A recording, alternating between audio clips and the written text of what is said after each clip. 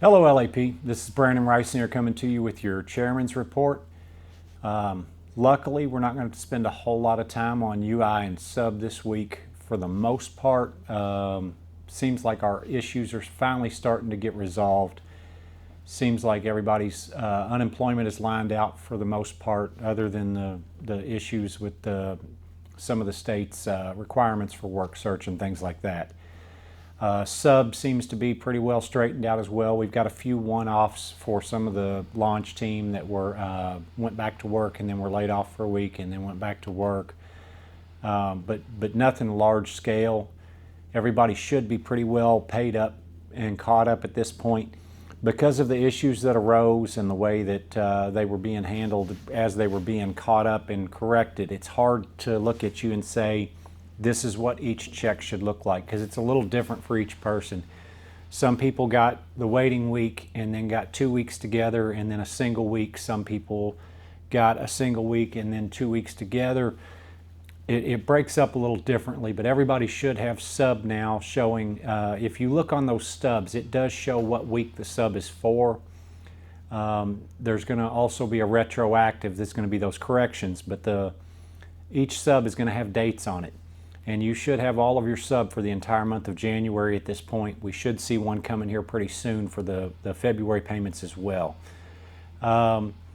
So we'll move on from that. I do want to do a quick tutorial real quick on the OT form, the form that shows the overtime that we can write off on our taxes. There's been a lot of questions on that. What you're going to get on that is going to vary across the board, but I'm going to do a quick walkthrough here and kind of show you how to get to that on lifeatford.com.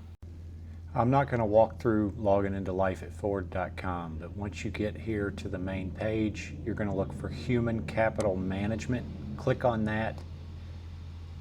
Use multi-factor authentication, and that's the same for getting to your paycheck stubs too.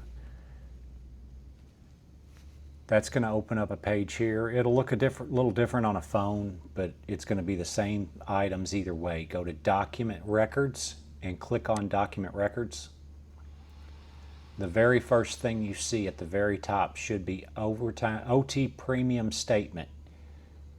You'll click on the glasses next to that, and it's going to bring it up. It explains that they don't give tax advice. You've got a PDF and you've got a download. Now I would say you're probably going to want the download because you're going to want to take it to your tax person. Download that, take it to your tax person, and that should take care of it. As you can see, it's not real hard to get to that.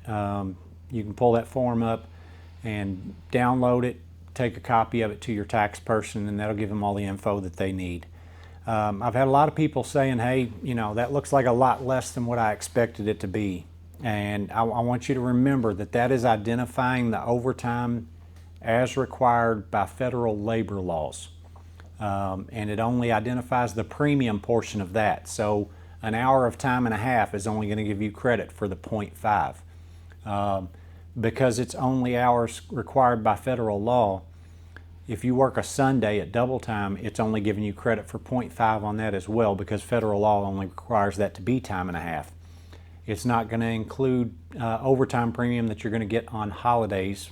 Even if you only work 40 hours that week, you get double time because it's a holiday.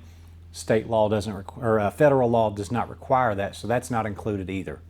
So it is only capturing what is federally mandated to be overtime. So might keep that in mind next time somebody asks you, hey, why are you union? If you look at the amount that you got in premium versus what that federal law is, that's all because of our contract. I do want to remind everybody that the polls are open now until Friday at 7. That is not our regular elections for committee and bargainer and the stuff in plant. What that is for the election committee, our recreation chair, and our national Ford delegates. It doesn't take long. They've got plenty of people set up down there. They can get you in and out. You swing by the hall, get your vote cast real quick. Won't take you any time at all. As both approach pretty quickly here, I do want to remind everybody, as you get your tax returns and as you get your profit sharing, do not report those as wages to the unemployment office. When the unemployment office asks if you have any wages, if you read that question carefully, what it says is, did you perform any work for which you were paid or will be paid during this week? Profit sharing, tax returns, neither one of those are wages for work. You do not report those. So regardless of how much either one of those amounts are, when you go claim your unemployment, unless you had an outside job where you were earning income, you're not going to put that in. Actually, even if you have an outside job, you're not going to put that in. You would put in the wages you got from that job. But do not report that stuff. It's just going to knock you out of your unemployment, and we're going to have to go get it fixed later. Skilled trades. We do have a change for the representation on night shift. Jeff Harbin has put a roll card in. He's coming to day shift. I believe he's doing that to spend some more time with his kids, and I think that's great. Want to let everybody know Matt Jefferson is going to be taking over on night shift as the night shift skilled trades rep. Also want to make sure that everybody out there on night shift is aware our bargainer Todd McKendrick gets here at 4 a.m. every day. So if you've got something that needs to go to the bargainer, you can catch him at 4 a.m. and I've asked him to start swinging by the checkout meetings as well. Other than that, I did want to make sure that everybody knows if you need to use an in-plant computer for something. Let's say that you want the easiest possible route to reset your password. You know what your old password is. It's just expired. You want to do it in an in-plant computer. There are kiosks set up. We've got 2 computers that are set up in the main lobby. So when you come down Fern Valley Road out there where the Escape and the Corsair were parked out there in the little ramps, the flag poles in the middle of the parking lot there, the double glass doors that are right in front of that, if you go inside of there, you don't have to badge into anything, you don't have to worry about a hard hat or anything like that, and there's 2 computers set up in there. So if you need to get to an in-plant computer, it's right there for you to be able to get to. I believe that's all I've got this week, and we'll see you next week. Thanks.